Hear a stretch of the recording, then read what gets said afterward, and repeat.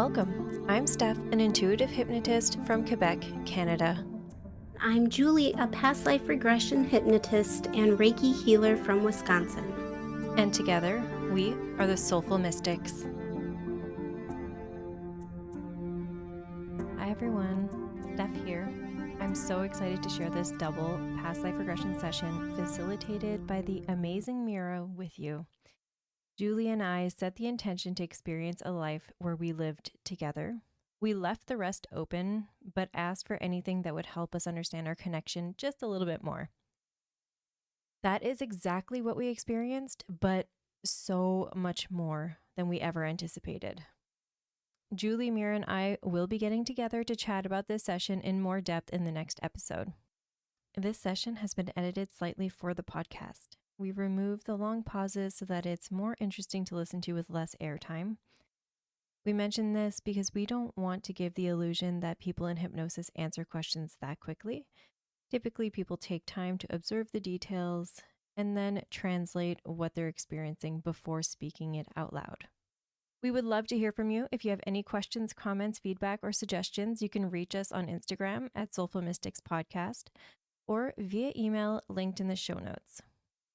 If you're interested in booking a session or just want to find out more about who we are and what we offer, you can find myself at soulfulstephanie.com, Julie at soulseekerhypnosis.com.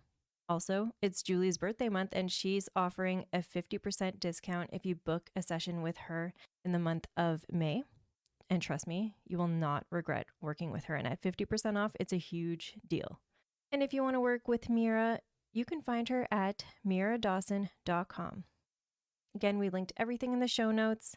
And I do want to issue a trigger warning here that this podcast episode does contain discussions about death by suicide, which some listeners may find distressing or triggering. If you or someone you know is struggling with suicidal thoughts, please seek help from a mental health professional or a crisis support service. For Canada, please call 1-833-456-4566 to connect with a crisis responder. And for the U.S. National Suicide Prevention Line, please call 1-800-273-TALK 8255 or dial 988. Standing in front of the door, you know that what is behind the door is an experience that will help you to support each other and grow with each other and experience all that life has to offer to the both of you. Before you walk through this door, know that the detail of what lay beyond will weave together a story, and knowing, insights or guidance that will help you in the highest and best way for you at this time in this life as Julie and Steph. So now opening the door and walking through the door feeling safe, these details are becoming more and more clear as you begin to see yourselves in this experience. And whenever you are ready, Steph, we're going to start with you. What are you aware of here? I'm in something that's like a castle feel. It's got brick everywhere or rock. I'm very poised and I have it's hard to breathe because of what I'm wearing. It's like a tight corset and big dress, and I have my hair done and I'm just staring at a portrait, a family portrait on a brick wall. And do you get the sense that you're alone or with other people? I feel alone, but there are definitely other people in this place. They're around, they're just not right next to me. Good. And if you had a sense for the climate, the type of weather in this area, what would it be? It feels damp. I wouldn't say it's cold, but it's like a damp, almost musky smell. I don't see the outside, so I'm not sure. I'm definitely inside walls, but inside it feels damp. Go ahead and look at your skin and tell me, what do you see? I'm very pale. I'm young, soft skin, just someone who's very well taken care of, clean nails. Everything is just made to perfection, it feels like. And that's very important. It doesn't feel important to me. It feels important to I almost like a family situation. I keep hearing clan for some reason, but I don't really know what that. It just feels like a family or how I'm seen is very important. And how do you feel about your role in this family? I hate it. I want to go outside and play in mud and just be free. And I'm not allowed to do that. I'm barely allowed to leave. Do you get a sense for how big your family is? In the portrait, there is parents, and I think there's 3 kids, possibly a fourth. I'm not sure why it's a possibility. Either they've passed away or I'm not sure, but it feels like there should be 4, but there's 3. And are you one of those children? Yes. Who are the other 2 children? There's a girl and then there's a young boy. Okay, now I'm going to go to Julie, and I'm just going to ask Julie, is there any information you would like to add to Steph's scene? The door that I walked through, the portal, was like a really big, dark, enchanted tree. It was like dark and mysterious. And I had a big wooden door, and it looked like Celtic carving in the door. The word Celtic came to me. And when I went through it, I was outside in the forest at night. It was foggy and it wasn't cold. It wasn't hot. It was comfortable. Mm. And I felt like I was running or in a hurry to get somewhere. Okay. And Julie, were you alone when you were walking hurriedly to get somewhere? I feel like I am alone, but I feel like there's people that are close by. Mm-hmm. I don't know if they're behind me or. And do you feel intuitively that there are people close by, or do you somehow know? It's like I get the sense like I can see what looks like other women with me. I don't get like a negative sense from them. Okay. It's almost like I'm trying to just hurry off somewhere ahead of them. And are these women, if you can feel into them, how are they related to you? Are they relations of yours, friends, co-workers? How do you know these women? I feel like we're maids or like servants of some kind.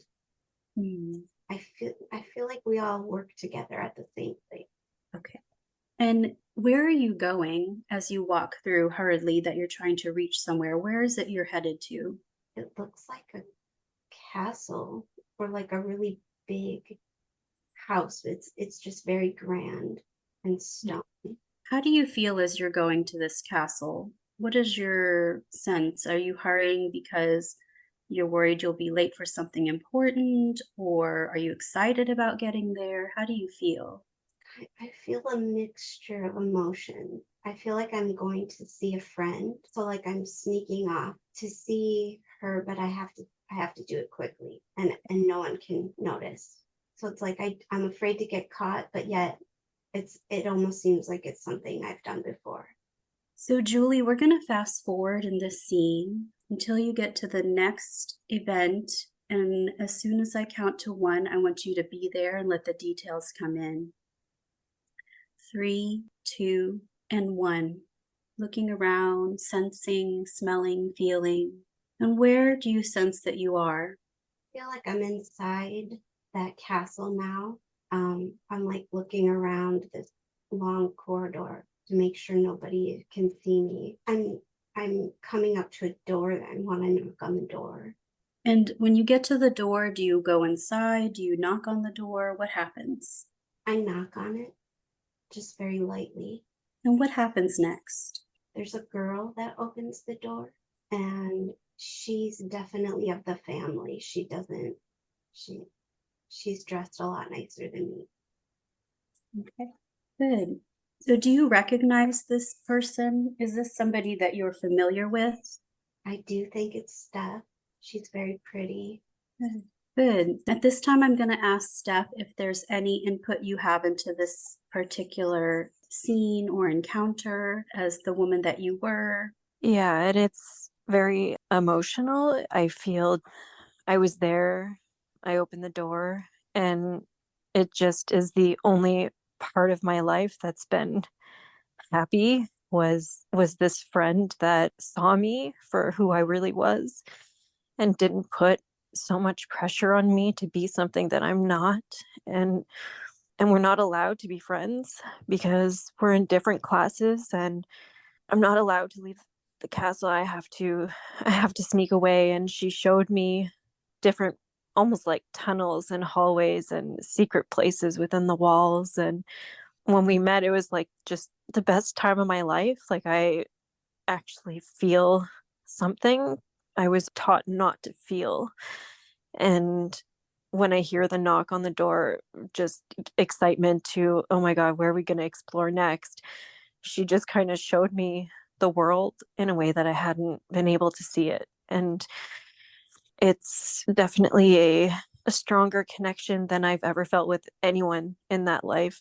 I don't even really know who my family is. They just pretty much my captors. Good. Feel into that sense of being seen, that sense of truly feeling life and the joy in life with somebody who sees you. Do you get a sense, either of you, for your names? I feel like she calls me Tia. I don't know if that's my name, but that's what she calls me. Good. What does Tia call her friend? I feel like it's Bree. I don't know if that's her name either.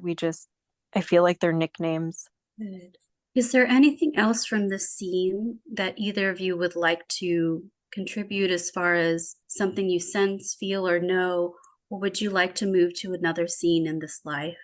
I feel like we're working up a plan. I feel like there's a plan in place. Okay.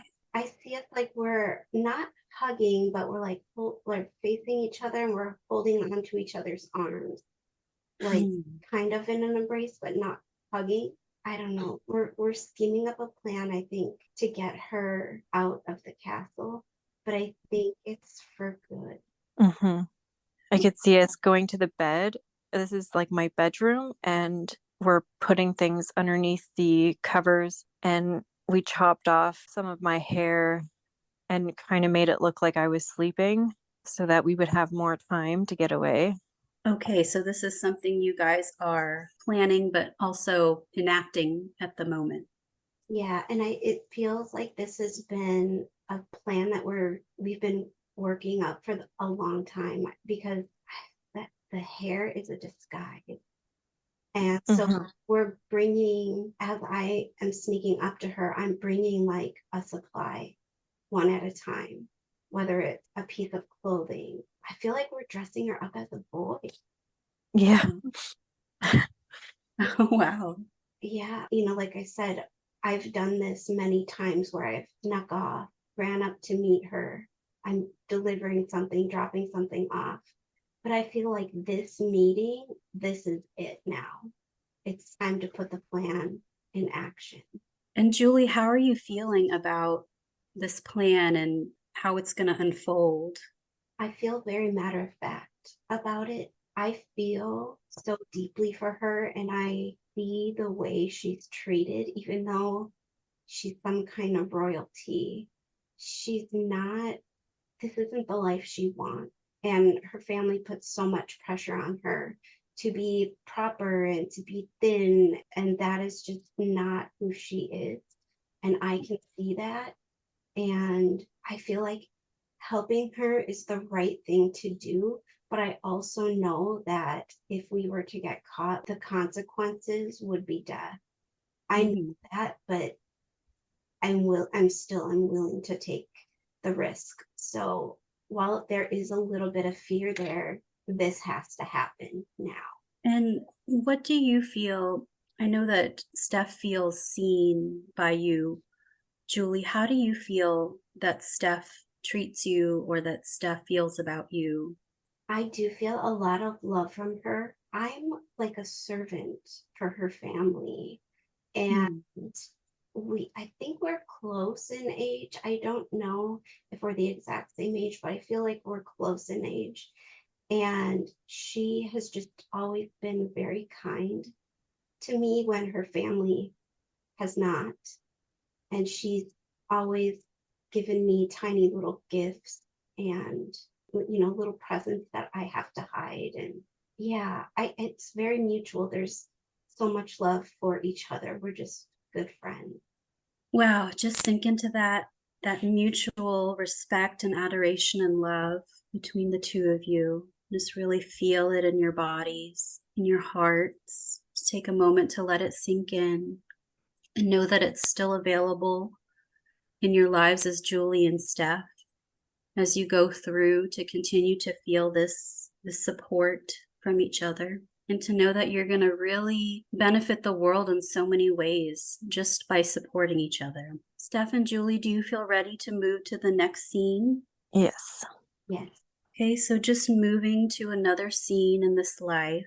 And as I count from 3 to 1, you're going to just gently move to that scene, then let the details kind of soak in. 3, 2, and 1. Now in this new scene. And I'm going to start with Steph. Just letting the details come in, Steph.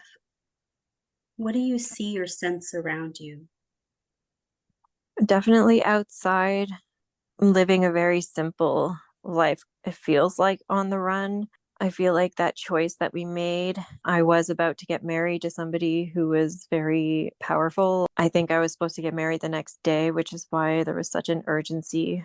And it's not that he loved me or anything. He was a lot older. It was a humiliation. And he's like out for blood.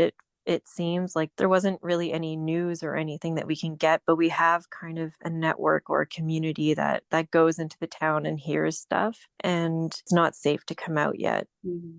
And you said you were living a simple life. Do you have a safe place to live? Yeah, we have. It's someone's little home. Everything is just in one place, so you kind of live off the land type thing, which I'm learning to do, but it's not something that I have experience with. So there are other people. It seems like mostly women, if not all women. Hmm.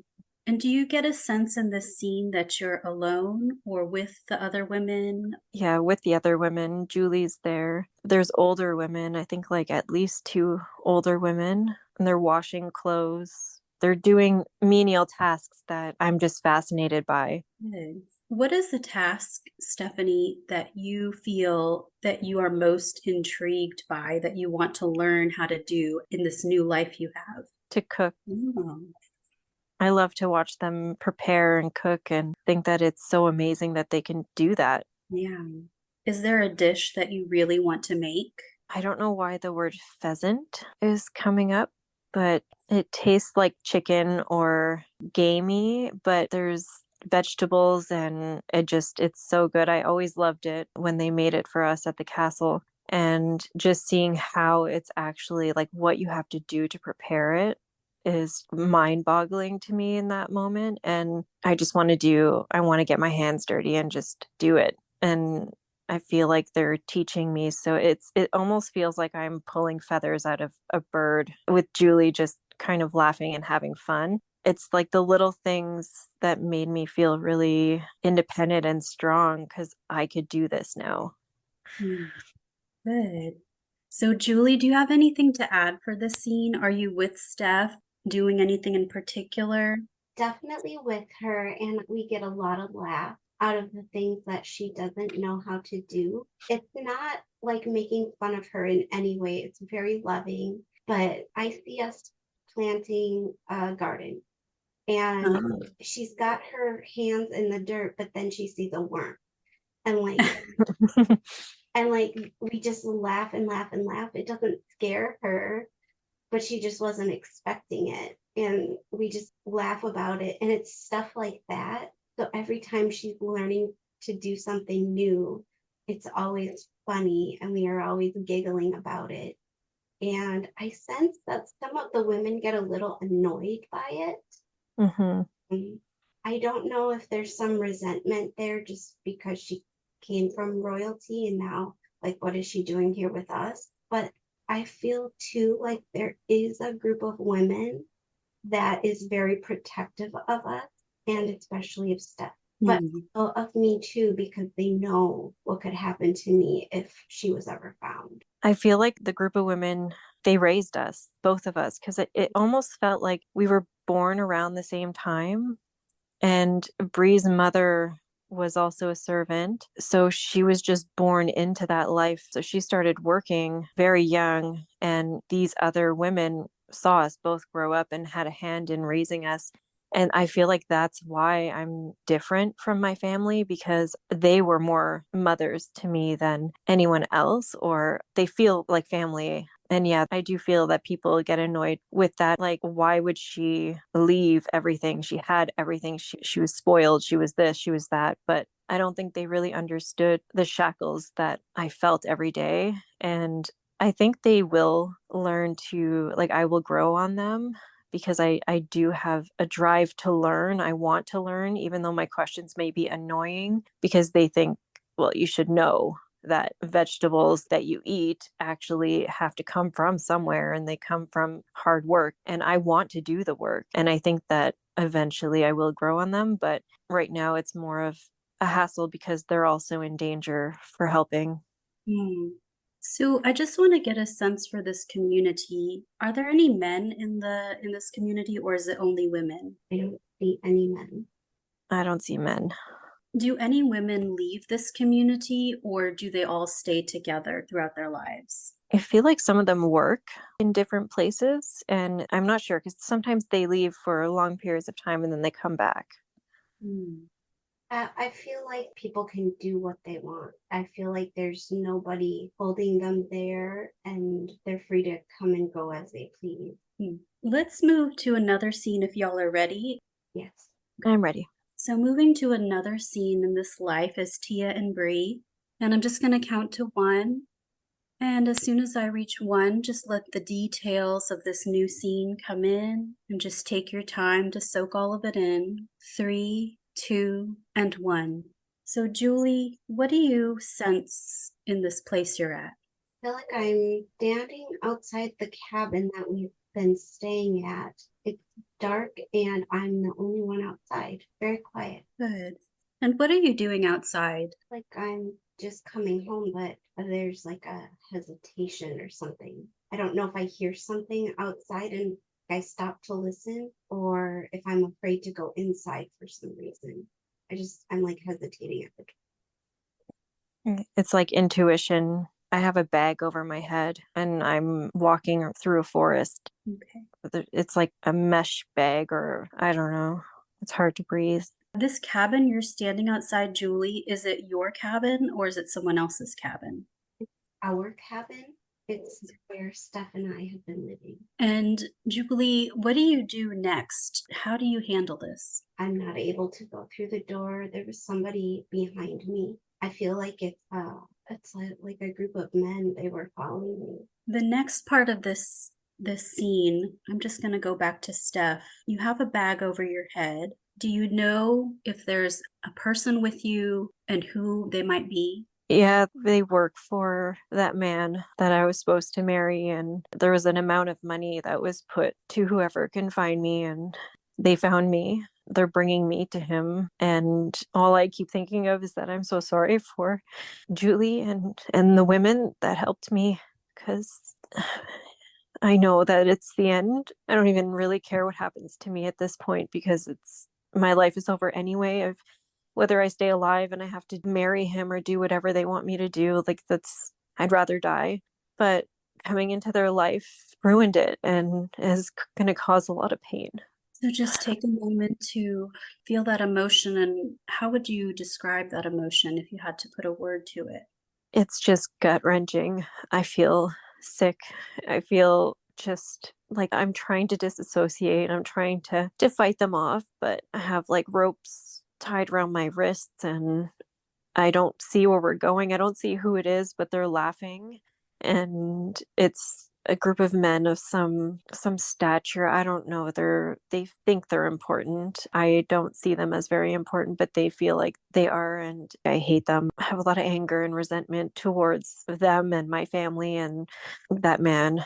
If you could say something to those men and you didn't have a bag over your head and you knew you were completely protected, what would you tell them? That what they're doing is wrong and There's so much more to life than money coming from somebody who had money. It's not worth it to ruin all of these amazing women's lives and relationships. Just let us be. We're not hurting anybody. We're just planting and we're cooking and we're doing all these fun things that doesn't affect anybody. So it's not worth the money, and to let us go.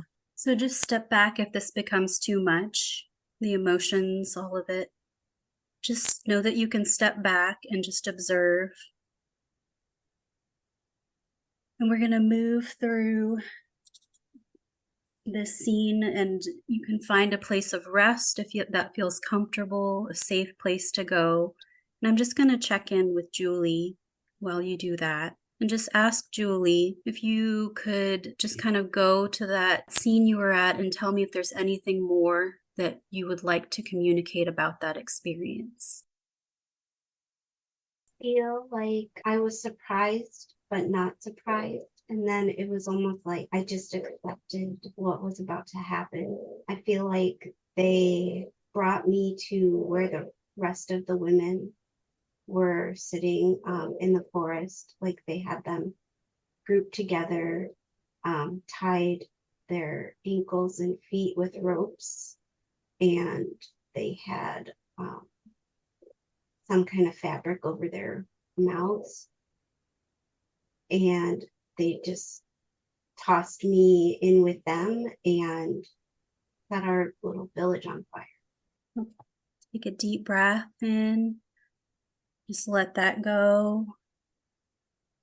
Just let it go and know that you are safe. Julie, is this the last scene of this life for you? I don't quite think so, because they didn't kill us and burn us with the fire. I don't know if they're going to transport us. Okay. Are you worried about Steph? Are you thinking about her at all?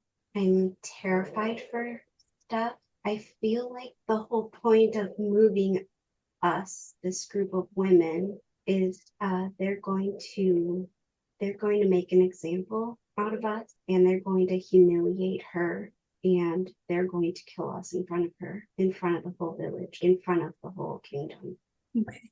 Is there anything else from this scene that either of you would like to communicate before we move to the next scene? I could smell the fire and I thought that they were dead, but one of the men in the group actually, he seemed kind, and he said, well, he didn't say anything. He just looked, I guess he was looking after me, like his hand is on my back rather than pulling. He's almost supporting me, and he like patted my back and squeezed my shoulder almost to tell me like it's okay, which I think I got like a little hint that they're okay, not really knowing what to expect because I know where I'm going. But my heart feels really heavy because it would almost be better if they did die in the fire. I feel like something, whatever would be coming next, if their lives were spared, it's going to be a lot worse. Do you feel that heaviness in your body right now? Yeah, my chest, just a heavy heart. Just breathe into that heaviness, work through it. Know that it won't be there forever, okay? We will come back to it. Okay, I'm going to count from 3 to 1. And at 1, you're going to be in the next scene in this life as Tia and Bree.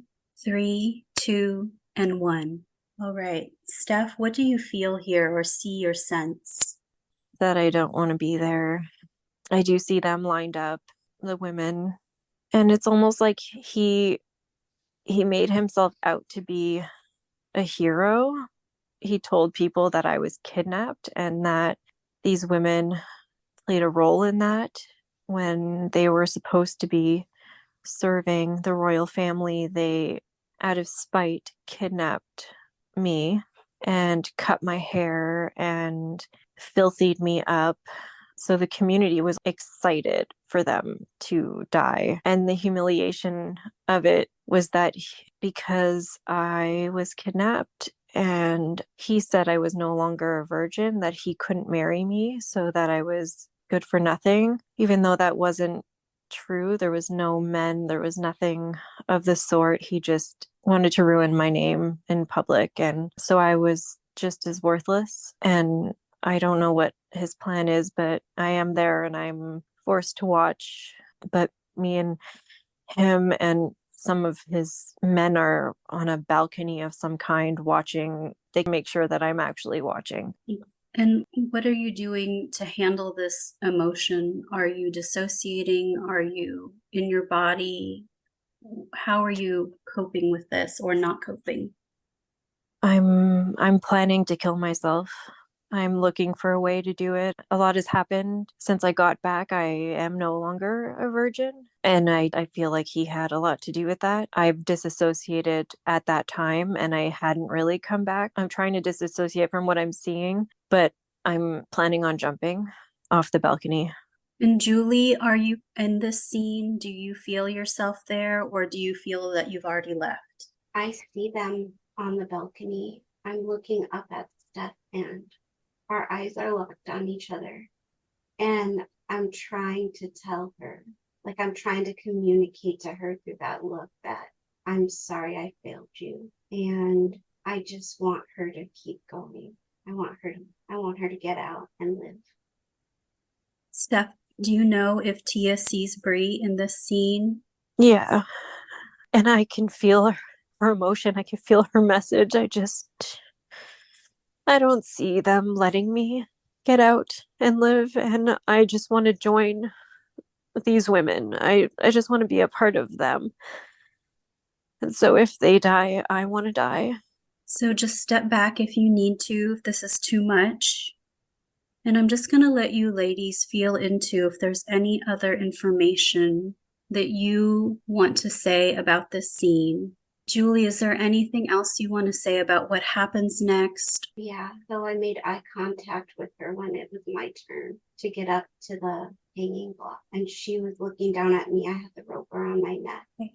That's it. Is this Bree's last experience in this life? Yes. Is there anything that Bree was thinking at that last moment before or feeling that she wants to communicate to us now? Just that I was happy to die for her. I just felt like I failed her, but I would do it all over again. And Steph, is there anything that Tia wants to say to us now at this moment before Bree leaves her body? Just that she was such a bright light, not only in my life, but in everybody that she had contact with. And there was never any animosity. There was never any hatred. And I really admired that because in this moment, I hate everybody. The people watching, especially the people cheering it on, they don't think for themselves. They just listen and follow this disgusting human. And I just have so much hate when she gets hung. There's so much power within me that I jump the balcony and I fall. And in that falling moment, it's just a lot of hate for them and love for Brie and the women. It's like a mixture, like you love people who deserve it, who deserve everything in the world, and they're just taken down by all these monsters. And then the people who watch and encourage it they feel almost worse to me because without them, these monsters would have nothing to go off of. They would have no fuel to their fire. And so I jump into the crowd and I just remember feeling happy that I took a couple of them down with me as I died there. So let's move into the next state here. Julie and Steph moving into the space beyond this life. And we're just going to transfer into the spirit world. We're just going to get a sense about your thoughts just after you've left your body. So Steph, once you've left your body, what are your soul's experiences and thoughts and feelings about that life? I have that lingering feeling of hate and anger because it wasn't necessary. And I feel like the love overpowered that in the end. It's almost like I see or experience all of our souls together, all of the women who died there together, but then also the one that I took one with me. I hurt the other one when I fell on them. And then I kind of felt love for them because they were just cheering in fear. It's almost like they didn't know any better, just like I didn't know any better. I didn't know how to cook. I didn't know where vegetables came from when I lived at the castle. You know, they were that naive, and I feel that compassion towards them, and I kind of regret not taking the time to feel that compassion for these people in the community, because I feel like that's what Julie would have done. And that's something that I wanted to learn from her in that life, with just how to feel that love and compassion towards people who just don't understand what they're doing, or they don't have that insight. I do see the other women's souls, like it's like we were all lifted at the same time, and she waited for me, or she waited to see what would happen. And I do feel like she wanted me to stick around and try to escape again, but it just wasn't something that was in the cards for me. So we kind of like all leave together. Beautiful. Just feel that support of those women with you, their souls, and that compassion that Julie's taught you for these beings that didn't know any better, that were so naive. And Julie, what are the last thoughts, feelings that your soul had after departing Bree's body? Well, I saw Steph jump at the last minute. I saw her. It was almost like leap towards me as they released the bottom of the platform. But I felt like I accepted my fate, although I was afraid for her. But then I just get the sense that our souls went right to each other once we died. And I do sense the others around, but it's not like I don't care. It's just my main concern is her. Good. So just keep this love for each other that you have. Feel it in your bodies and your souls, and know that it does affect those other women, and that you do inspire them with your care for each other. And we're just going to move to a place of spiritual guidance. And before we do that, is there anything, Steph and Julie, that you would have changed or would do differently about those lives that you had as Tia and Bree? Or do you feel kind of confident that you did what you could as best as you could, and you're satisfied with how it turned out? I'm satisfied with how it turned out. I really loved the life. It's almost like before we ran away, I was just a shell, an empty shell. And I'm just so grateful that I got the experience, actual life experience, and love and community and sisterhood. Like, sisterhood just keeps coming up. And because of that, everything else was worth it. Beautiful. Beautiful. That sisterhood, that's such a beautiful thing, such a support. Yeah. And Julie, is there anything that you would have changed as your life as Bree, or how do you feel about your life? One thing I would have changed is that I feel like I let her down. I felt like I was the one protecting her. And so I feel that responsibility, and I feel like I failed. Although, like, I just have this sense that, not that my life didn't matter, but I was just more concerned for her, and I knew the risks I was taking, and I was perfectly okay with that. So I feel very matter of fact about that, but I just have regrets around her, and that I wasn't able to protect her in the way I wish I could. And I feel that in my body too. Where do you feel that in your body, that sense that you failed her, or that you didn't do what you thought you wanted to do for her? It's in my lower back on the right side, like in the kidney area. And I also feel it in my right hip as well. Okay. It feels like someone took a dagger and like stabbed me right in that area. Okay. And I want you to just sense into that area, the kidney and the right hip. And if you had to associate that area with a chakra, what would you associate it with? I feel like it's both root and sacral. We're going to sense into that root and sacral chakra in those areas of the body, the kidney, the right hip. Just breathe into those areas. And if you can get a sense for some of the things in life, some of the ways that this this feeling of failure has manifested in your life, what would that be? Like that stuckness that I feel, like the unable to move forward. Like what I felt that a lot throughout my life. We're going to go ahead and work with that stuckness. Is there any message that that stuckness wants to tell you before we decide if we want to remove it? I feel like it's almost like a layer of protection, like it's protecting me from future failure by keeping me where I am. Wow. So it's trying to protect you, this part of you. I want you to talk to this part of you that's trying to protect you. And before we decide to remove it, just tell it a message so that it can see that it may have had a purpose at one point, but it doesn't need to be there anymore. Thanked it for protecting me and that it's time to go. Are you ready to release that feeling, Julie? Are you ready to release that sense of stuckness?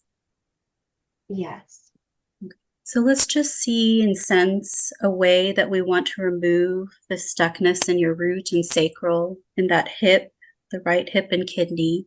And you can do any manner of things. You can cut it out, you can vacuum it, you can transmute it in any way you choose. How would you like to do that? So I'm getting an image like it's a sword or a dagger that is stuck in that area. And I feel like I need a guide or something to pull it out. Great.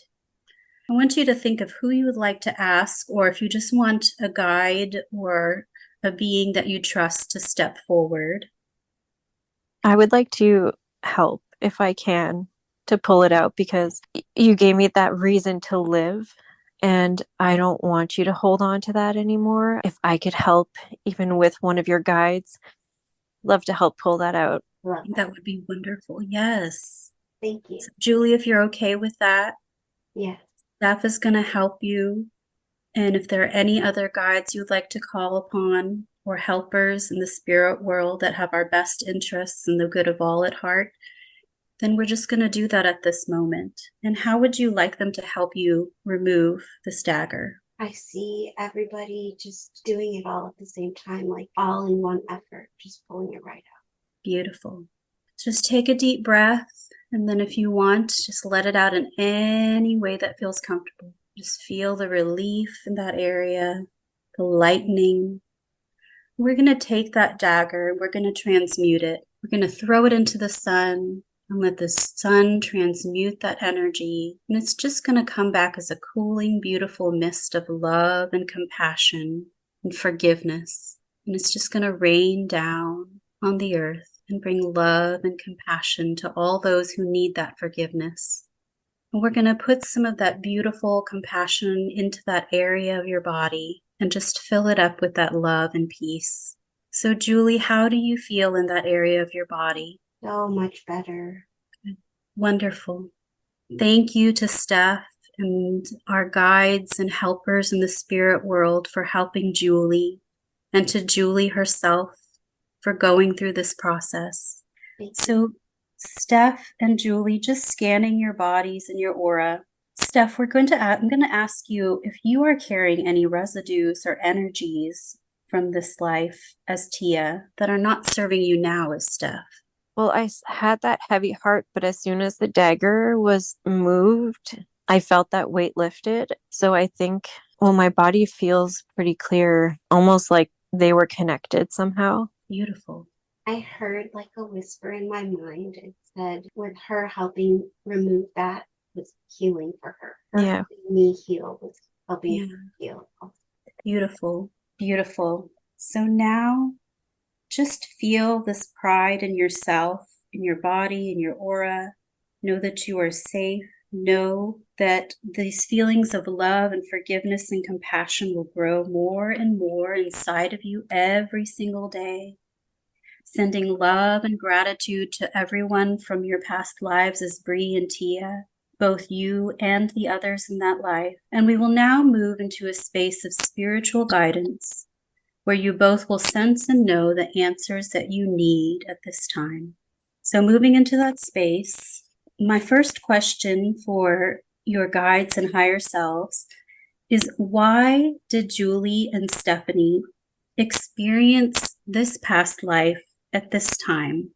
It feels like just power of connection, power of friendship that creates an impactful story and an impactful purpose. I feel like sometimes we feel stuck and not knowing what our purpose is, although it is a lot of little things.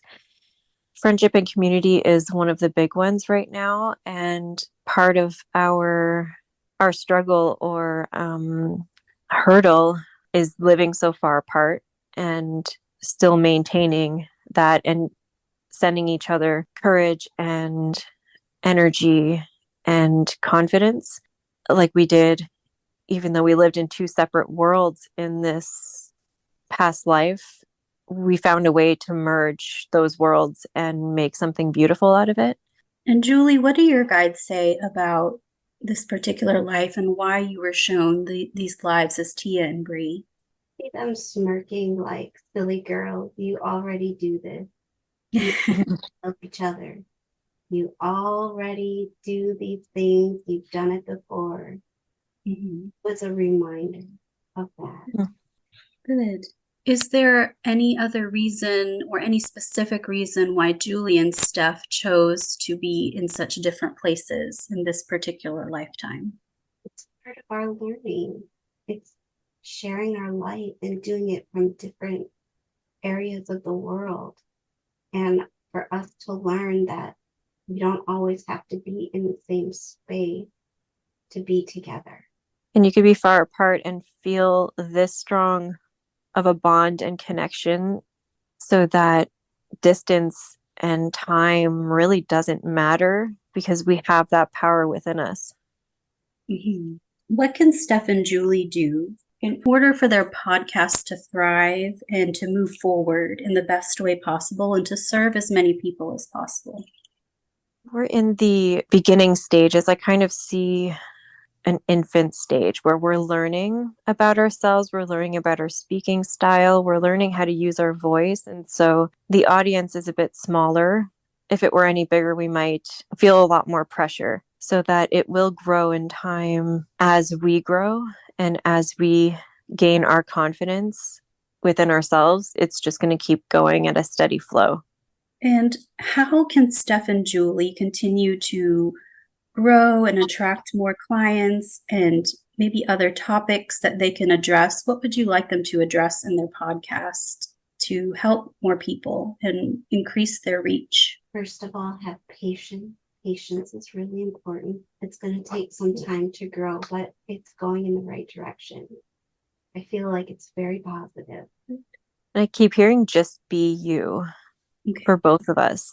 Like, just being yourself is what's going to attract the right people, and go with the flow, as in with topics.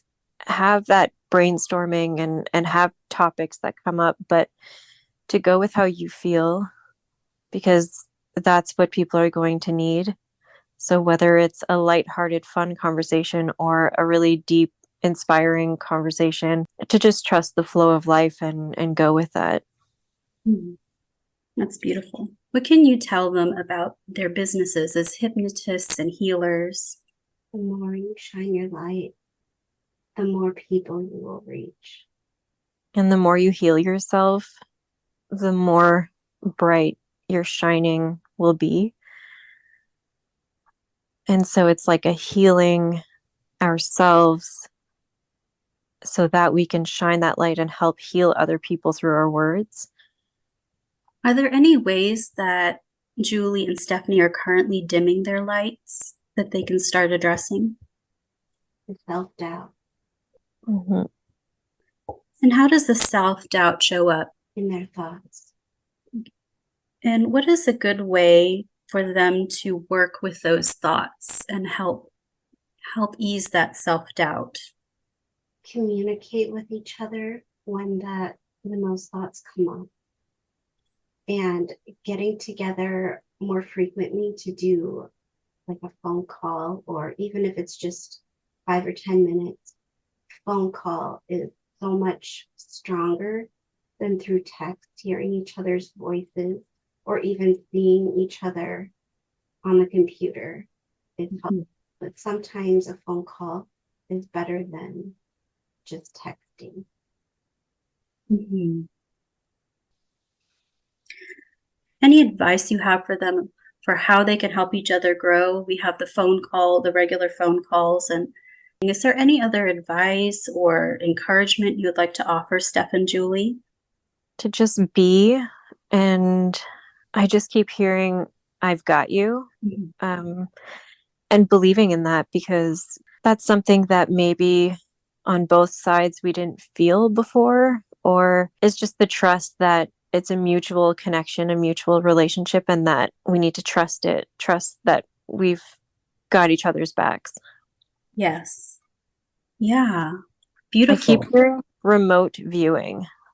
I keep hearing to try remote viewing so that we can have experiences together without being in the same physical space, but to try to have the, like, if I just see myself going to a park and really focusing in on certain aspects of that park and feelings and emotions and textures, like touching the fence or touching the grass, and arranging a time where Julie is meditating during that time, whether it's 15 minutes of just taking in everything that's around, and then her either drawing or writing or talking about her experience of what she experienced during that meditation, so that we can experience certain things. I feel like it might feel a little daunting at first, but that we're going to get so good at it that if she goes to a concert, I'll be able to sit at home and meditate and be at that concert with her. Wow, I just got this really intense chill. Yeah, definitely. Wow, what a great strengthening that telepathic bond between you two and doing it intentionally. Yeah. Julie, do you have anything to add about that suggestion, or do your guides have anything they want to say about it? I agree with every single thing she just said. And I feel it is just strengthening that bond and then trusting in each other.